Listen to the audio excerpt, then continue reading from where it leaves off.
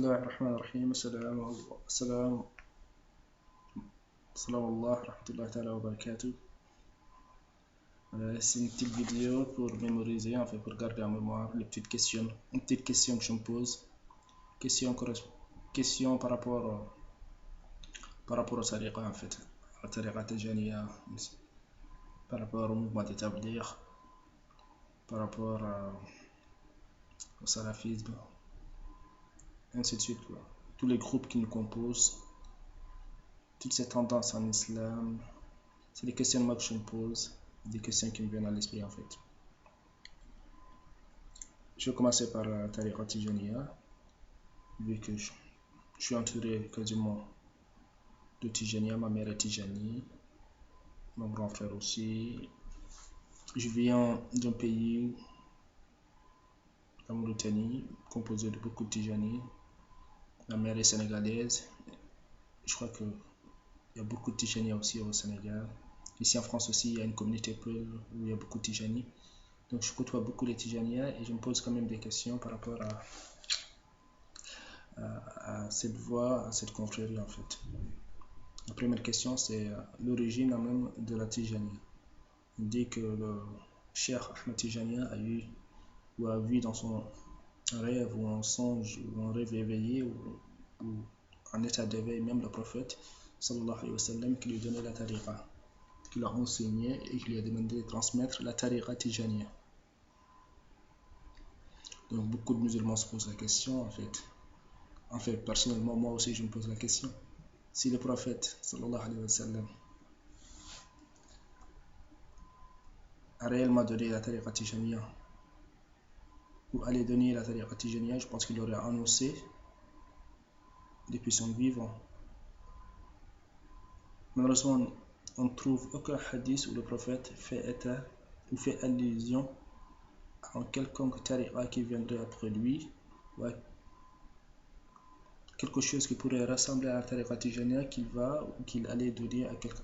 D'après ce que j'ai appris de tous les hadiths que j'ai pu lire, j'ai jamais vu un hadith où le prophète annonçait la venue d'un tariqa ou la venue de Cheikh Ahmed Tijani. C'est pour ça, c'est assez étonnant, en fait. Le prophète a parlé de beaucoup de choses. Il y a des hadiths qui parlent même du téléphone portable, d'autres qui parlent des signes de la fin du monde, d'autres qui parlent des voitures, des avions. Il y a beaucoup de hadiths, on pourrait les interpréter comme étant des hadiths qui parlent de ça. Mais il n'y a aucun hadith, à ma connaissance, qui parle d'une quelconque tariqa qui viendrait. Alors que cette tariqa, d'après les Tijaniya, est une grande tariqa et une tariqa très importante. Car elle permet non seulement à la personne qui embrasse la tariqa d'échapper à l'enfer, c'est-à-dire d'aller au paradis, mais sa femme et tout son entourage, sa femme, son père, sa mère, ses enfants, eux aussi vont directement au paradis, d'après eux. Donc, c'est quand même une chose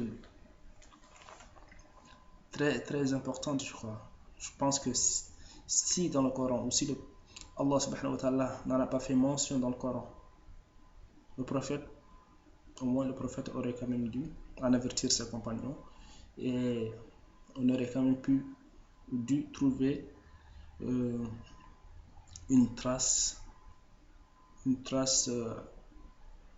de ça dans les hadiths ou dans le Coran. Parce que le prophète a parlé du Mahdi qui allait venir, il a donné une description du Mahdi qui allait venir. Mais la tariqa, je n'ai pas trouvé.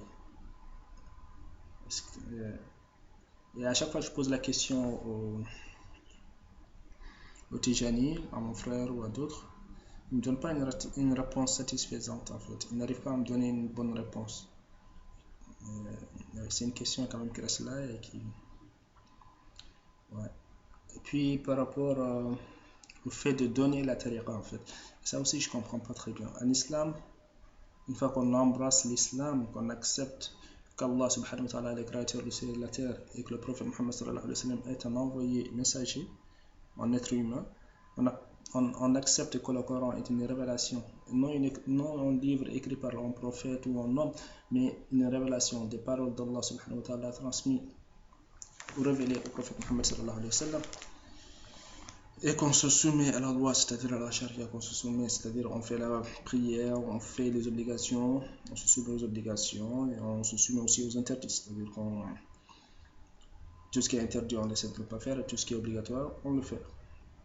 Là, on est considéré comme musulman. On n'a pas besoin d'aller vers un membre, un imam, un truc qui va dire tiens, je vais te donner l'islam. C'est une question de foi, une attestation en fait. Donc, celui qui, normalement, dans le tariqa, je pense que ça aurait dû être le même système en fait. Celui qui croit réellement que le Cheikh Ahmed Tijani est un Tijani, qu'il a reçu ce truc, il n'a pas besoin d'aller voir quelqu'un pour que la personne lui donne un tariqa ou lui donne l'autorisation de, de faire le wird, comme on dit, de faire le zikr, et ainsi de suite. Je pense que normalement, si ça vient de Dieu, on peut le prendre et puis le faire. On n'a pas besoin d'aller voir quelqu'un.